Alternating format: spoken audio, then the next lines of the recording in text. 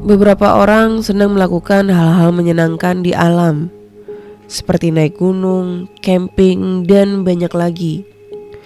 Tapi ada beberapa pantangan atau aturan tak tertulis setiap bermain di alam, yaitu tidak sembarangan, menjaga sikap, dan tidak asal mengambil sesuatu. Sebenarnya itu bagus sebagai pelatihan tata krama, tapi di sisi lain ada hal tak kasat mata yang mempengaruhi. Jadi cerita berikut ini sudah cukup lama. Terjadi ketika saya masih duduk di bangku kelas 2 SMA. Kala itu libur sekolah. Saya dan teman-teman berencana untuk berkunjung ke salah satu air terjun yang memang dibuka untuk tempat wisata. Meski dibuka untuk tempat wisata, air terjun ini pada saat itu masih sepi.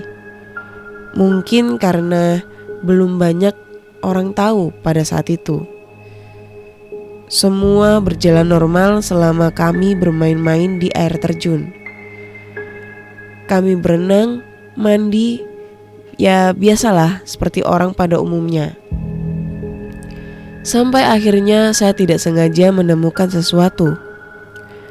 Ada semacam mustika atau batu giok atau apalah, saya kurang paham, yang posisinya itu di bawah pohon agak tertutup sama akar-akar. Warnanya merah, cantik sekali. Karena waktu itu memang sedang musimnya orang pakai batu cincin, jadi ya saya ambil saja. Barangkali bisa jadi cincin dan bisa dijual lagi. Singkat cerita, kami semua pun pulang. Dan saya pulang dengan membawa batu mustika yang saya temukan itu. Batu itu saya simpan di dalam laci meja saya. Selama beberapa hari saya tidak merasakan keanehan apa-apa. Sampai suatu malam, saya keluar rumah untuk beli pulsa. Si penjual pulsa itu posisinya persis di depan rumah saya. Tapi malam itu anehnya si penjual pulsa itu tutup. Jadi saya beli di tempat lain. Keesokan paginya saya keluar rumah dan melihat si penjual pulsa itu sedang menyapu halaman rumahnya. Akhirnya saya mendekat dengan maksud bertanya kenapa semalam konternya tutup. Jawaban dia kira-kira begini. Beberapa malam ini memang tutup. Habisnya gue takut. Di depan rumah lu ada perempuan serem, berdiri aja di depan rumah. Mendengar itu saya bingung. Perempuan serem? Maksudnya apa? Awalnya saya tidak mau berpikir macam-macam. Tapi pada akhirnya kepikiran juga. Siapa perempuan yang dimaksud sama si tukang pulsa itu? Hari demi hari berlalu. Saya belum merasakan keanehan apa-apa. Sampai suatu hari, saya sedang mandi. Waktu itu masih sore, saya habis pulang main. Saya sedang asik menyiram badan saya. Di depan saya ada sebuah bak air besar yang jadi wadah air. Nah, dari pantulan air itu, saya melihat ada perempuan berbaju serba putih dan rambutnya panjang mirip hantu Sadako di film Ringu. Cuma ini posturnya tinggi, mungkin hampir 2 meter. Kepalanya hampir menyentuh langit-langit kamar mandi. Wajahnya tidak kelihatan karena tertutup rambut. Karena saya juga suka mengaji, saya pun membaca doa yang guru ngaji saya ajarkan di masjid. Sambil menutup mata dan setelah selesai baca doa, saya lihat lagi ke bak air. Sosok itu masih ada, masih berdiri di belakang saya. Ternyata doa saya tidak mempan. Karena tak ada pilihan lain, saya pun segera mengambil handuk dan buru-buru keluar dari kamar mandi. Itu gangguan yang pertama. Saya tidak cerita ke siapa-siapa. Pernah juga suatu malam saya terbangun tanpa sebab. Saat itu waktu menunjukkan pukul 1 dini hari.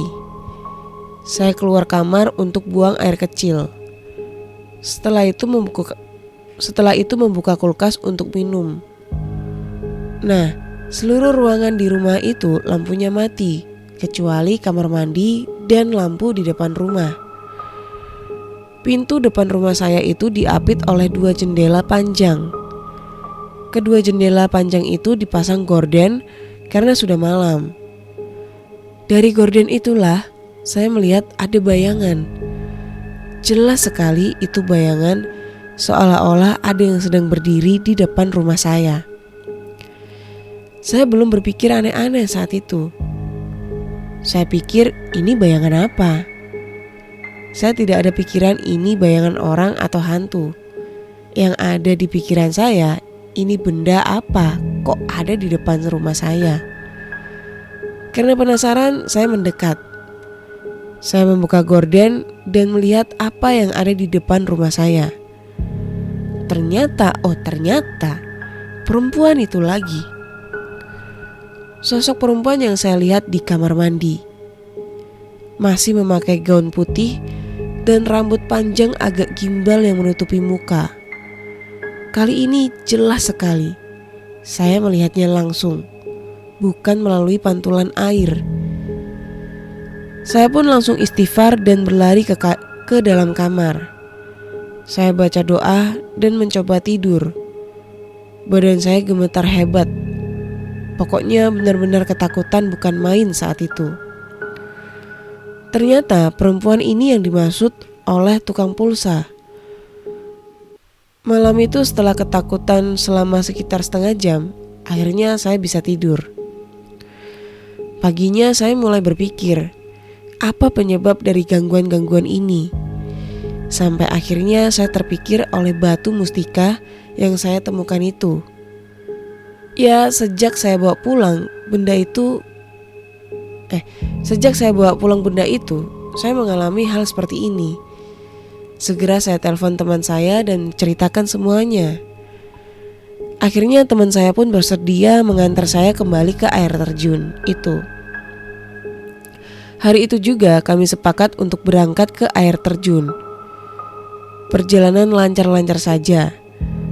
Sesampainya di sana, saya mengembalikan mustika itu persis di tempat pertama kali saya menemukannya. Sekaligus saya juga minta maaf atas kelancangan saya. Sepulang dari air terjun, saya rajin-rajin mengaji, sholat, dan lain sebagainya dengan maksud membersihkan diri dari energi negatif yang mungkin saja masih menempel di diri saya. Tapi syukurlah setelah itu tidak ada lagi gangguan.